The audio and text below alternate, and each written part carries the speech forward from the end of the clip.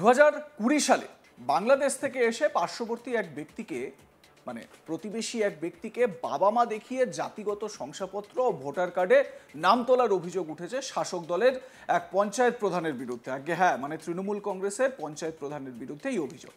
এখানেই শেষ নয়, ওই প্রধানের স্বামী যিনি আবার তৃণমূল নেতা, তার বিরুদ্ধেও মারাত্মক অভিযোগ উঠেছে। তিনি নাকি 4 জনের জন্য এনুমেরেশন ফর্ম নিয়েছেন যারা বাংলাদেশি নাগরিক। বুঝুন কাণ্ড। আমরা বলছি পূর্ব বর্ধমানের হাট কালনা পঞ্চায়েতের প্রধান শ্রাবন্তী মণ্ডলের কথা। বিজেপির তরফে মঙ্গলবার কালনা মহকুমা শাসকের দপ্তরে অভিযোগ জানানোর পাশাপাশি ডেপুটেশন দেন তারা। কাটুয়া সাংগঠনিক জেলার বিজেপি জেলা সভানেত্রী স্মৃতিকণা বসুর দাবি, উনি 2020 সালে বাংলাদেশ থেকে এসেছেন। ওনার জাতিগত শংসাপত্র এবং ভোটার কার্ডটি তিনি ভুয়ো নথি দিয়ে বানিয়েছেন। তার সঠিক তথ্য সামনে আনার দাবি নিয়ে তিনি এসডিওর দ্বারস্থ হয়েছেন। অন্যদিকে বিজেপি নেতা ধনঞ্জয় হালদারের দাবি, ভুয়ো তথ্য সামনে দিয়ে তিনি প্রধান হয়েছেন, এখনো এনুমেরেশন ফর্মও তিনি জমা করতে পারেননি। বিজেপি নেত্রী স্মৃতিকণা বসু কি অভিযোগ করছেন এই পঞ্চায়েত প্রধানের বিরুদ্ধে একবার শোনাই। আজকে আমরা মূলত এসেছিলাম কালনা বিধানসভার 4 নম্বর মণ্ডলের হাটকাল্লা যে অঞ্চল, সেই অঞ্চলে যিনি প্রধান, 87 নম্বর বুথ থেকে উনি জিতে ওই অঞ্চলের প্রধান হয়েছেন। তো আমরা জানি যে ওনার বাড়ি এখানে নয়, উনি সম্ভবত 20 সালে এখানে এসেছেন। তো ওনার মূল কথা পরিচয় আমরা জানতে চাই যে ওনার বাড়ি কোথায়, ওনার মা বাবা কোথায় থাকে। ওনার এখানে বাড়িঘর কিছু নেই, বিবাহ সূত্রে এখানে এসেছেন। তো উনি কিভাবে প্রধান হলেন এবং এসসি কোটায় হয়েছেন, সেই এসসি সার্টিফিকেট ওনার কিভাবে আসলো, পুরোটাই আমরা জানতে চাই। সেই জন্য আমরা এসডিও ম্যাডামের কাছে আবেদন করেছি যে পুরো তথ্য সামনে আসুক। না আপনাদের কি অনুমান যে তাহলে উনি কোথাকার? বাংলাদেশি। হ্যাঁ, বাংলাদেশি। ওনার বাড়িঘর তো এখানে কোথাও নেই। ওখানকার হয়তো দেখুন, আপনারা বলবেন প্রুফ কি আছে আমাদের কাছে, প্রুফ নেই। সেই জন্য আমার প্রুফের জন্য আমরা এসছি আজকে এসডিওর কাছে যে আমরা প্রুফ চাইছি।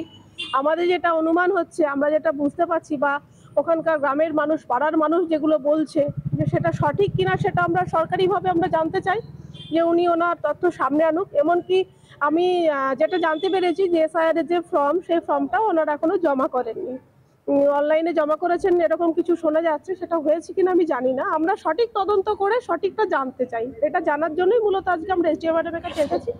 আমরা দেখি সরকারিভাবে কি আসে আমাদের কাছে। এসডিও ম্যাডাম কি বললেন আপনারা? এসডি ম্যাডাম বললেন, হ্যাঁ, যদি এটা হয়ে থাকে আমি সঠিক তদন্ত করছি, দেখছি। আমরা এরপরে আবার জানতে আসবো যে আমরা ওনারা তদন্ত করে কি পেলেন। আশা করি সঠিকটা আমাদের খুব তাড়াতাড়ি আসবে সামনে, এবং কিভাবে এসসি সার্টিফিকেট উনি পেলেন সেটা আমাদের খুব জানা প্রয়োজন। এবারে আপনাদের শোনাই বিজেপি নেতা ধনঞ্জয় হালদার, তিনি এ প্রসঙ্গে কি বলছেন, তার বক্তব্য কি শুনুন। হ্যাঁ, এই যে আমার নিজের বুথ, ওটা 87 নম্বর পার্ট।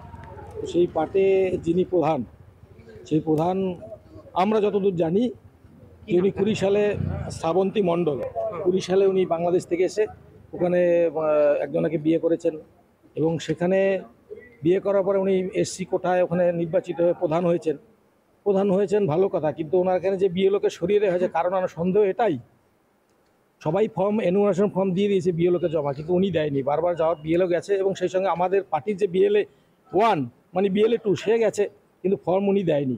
না দেওয়ার পরে সন্দেহ হয়েছে, এবং সেই ফর্ম নিয়ে আমি তৎকালীন সময়ে যে ইলেকশন ওসি আছে তাকে ফোন বলেছিলাম যে আপনি এই 5টি ফর্ম ওনাকে দিলেন কেন, কি কারণে? বললো এটা নিয়ম আছে, দেওয়া যেতে পারে, কিন্তু যখন যিনি ভোটার, বিএলওর সামনে তিনি সিগনেচার করে ওটা ফেরত দেবেন। সেই 5টা যে ভোট আছে, ওই প্রধান এবং তার সঙ্গে আরও 5 জনের নাম আছে। তো সেটা বলার পর আমরা দেখেছি সেটা হয়নি, ঠিক আছে। উল্টে এটা বিএলও 5 বার যাওয়ার পরে দেয়নি, বলছে আমি অনলাইনে জমা দেবো। এখনও খবর পর্যন্ত নেই, কিন্তু দেখা গেছে সেই বিএলওকে সরিয়ে দেওয়া হয়েছে। তো এতে আমাদের আরও সন্দেহ বেশি হয়েছে যে বিএলওকে কেন সরিয়ে দেওয়া হলো, এবং সরিয়ে দিয়েছে ভালো কথা, কিন্তু আমরা জানতে চাইছি উনি যে পাশের বাড়ির একজনকে মা এবং বাবা সাজিয়ে এসসি সার্টিফিকেট তৈরি করেছে, সেই সার্টিফিকেটটি জাল। এবং এসসি সার্টিফিকেট জানেন তো বংশ লিঙ্কেজ দিয়ে হয়, সেটা করা হয়নি। এবং সঠিক নিরপেক্ষ এসডিও মহাশয়ের ম্যাডামের কাছে আমরা নিরপেক্ষ তদন্ত দাবি করছি। ওনার এই এসসি সার্টিফিকেটটি জাল, এবং উনি নিজে ওনার পিতৃ পরিচয় কোথায় আছে, 2000 যে মা বাবা 2000 যে 2-এর যে এসআইআর তালিকা, সেই তালিকায় ওনার নাম নেই।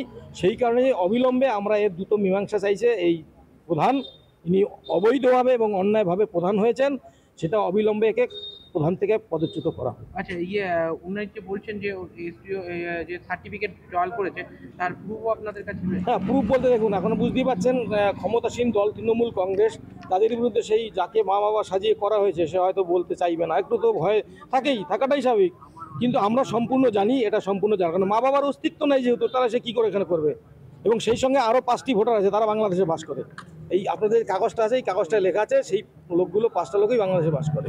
ঠিক আছে, ওনার কি প্রধান পদ খারিজের আবেদন করতে? অবশ্যই। পদচ্যুত মানেটা কি? তাকে ওই প্রধানের পদ থেকে পদচ্যুত করার জন্য আবেদন জানাই, কারণ সার্টিফিকেটটি জাল, উনি জাল সার্টিফিকেট দিয়ে প্রধান হয়েছেন, তার জন্য এটা আমরা তো আগামী জানাইছি।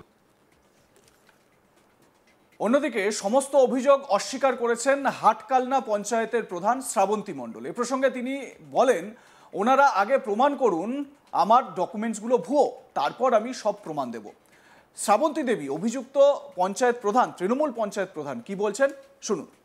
আমি একটাই কথা বলবো, যারা রিপোর্টটা করেছে তারা আগে প্রমাণ করুক যে ওটা আমার মা বাবা না, আমার যা ডকুমেন্টসগুলো আছে সব ভুয়ো ফলস, তারা প্রমাণ করুক, তারপরে আমি প্রমাণ করব।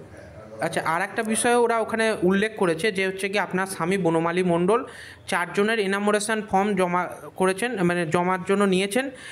সোহাগী মণ্ডল, সুমন মণ্ডল, জয় মণ্ডল এবং শ্যামল মণ্ডল, এরা সম্পর্কে আপনার কে হয়? সোহাগী মণ্ডল আমার পিসি হয়, হুম সুমন মণ্ডল আমার দেবর হয়, হুম জয় মণ্ডল পিসাতো ভাই। হ্যাঁ, জয়। আর হচ্ছে কি ওই শ্যামল মণ্ডল? সেটা আমি বলতে পারবো। আচ্ছা, এইদের সকলের ফর্ম কি জমা দেওয়া হয়ে গেছে ফিল আপ করে?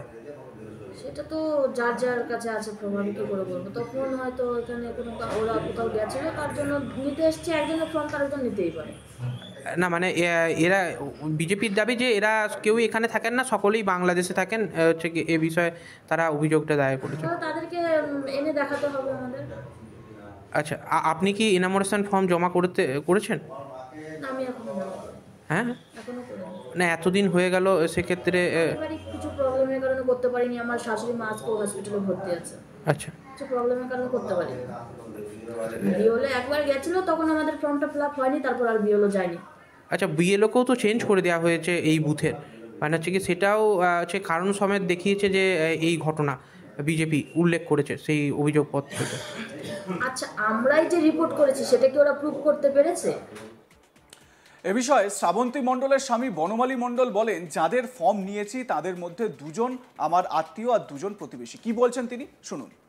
শ্যামল আমার কাকা হয়, সুমন আমার ভাই হয়, আর বাকি 2 জন আমার গ্রামের লোক। তারা আমাকে বলেছিল যে আমাদের ফর্ম দুটো রেখে দিও, যখন আমরা আসবো তখন আমরা নিয়ে নেব। তারা কোথায় থাকে এখন? তারা এখন বেথুয়াতে থাকেন। আচ্ছা, বেথুয়া ডোহরি কলেজ পাড়া থাকেন। এই বিজেপির আরও অভিযোগ যে এই 4 জনই বাংলাদেশে থাকেন এবং হচ্ছে গিয়ে আপনি প্রভাব খাটিয়ে তাদের ফর্মগুলো এখান থেকে কালেক্ট করেছেন। যদি প্রমাণ করতে পারে তাহলে দেখা যাবে, তারা প্রমাণ করুক যে আমরা তারা প্রভাব খাটিয়েছি।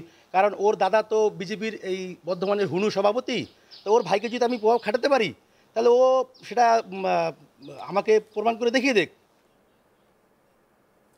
লাইক কমেন্ট শেয়ার করতে ভুলবেন না। দেখতে থাকুন আজ তাক বাংলা। সাবস্ক্রাইব করুন আমাদের ইউটিউব চ্যানেলটি, বেল আইকন প্রেস করুন নোটিফিকেশন পেতে।